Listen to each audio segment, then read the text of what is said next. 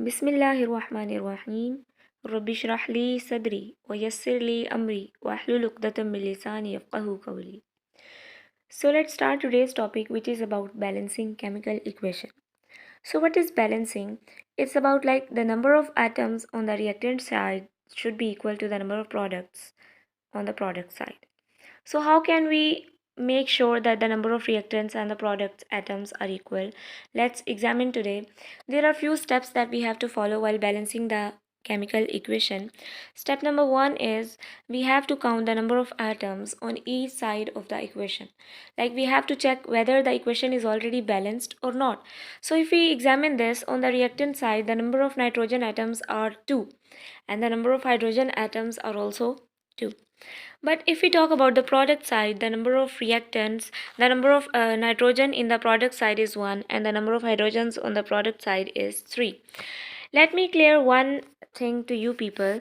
Like this 3 only belongs to hydrogen. It do not belongs to nitrogen. Nitrogen is only 1 in number.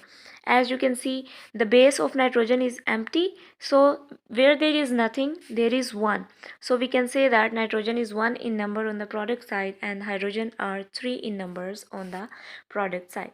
So if we see that nitrogen atoms are 2 here and here nitrogen atom is 1, here hydrogen atoms are 2 and here hydrogen atoms are 3. So this equation is definitely not balanced. We need to balance this equation. So let's see what is step number 2. Step number 2 is like we can only change the coefficients and we cannot change the subscript. As we have discussed earlier, these are the subscripts. We cannot change the number of subscript to balance the equation. We can only change the coefficients. So what are coefficients? Coefficients are the numbers which are written with the reactants or with the products. Like for example, if the 1 is written, if 2 or 3, any of the number that is written here, these are called as coefficient. We can only change these coefficients. We cannot change the subscript. Step number 3, to balance the chemical equation, we have to add appropriate coefficients to balance the chemical equation. So as you can see here, there are 2 number of nitrogens on the reactant side and only 1 on the product side. So what we are going to do, we are going to write down 2 here with the product side.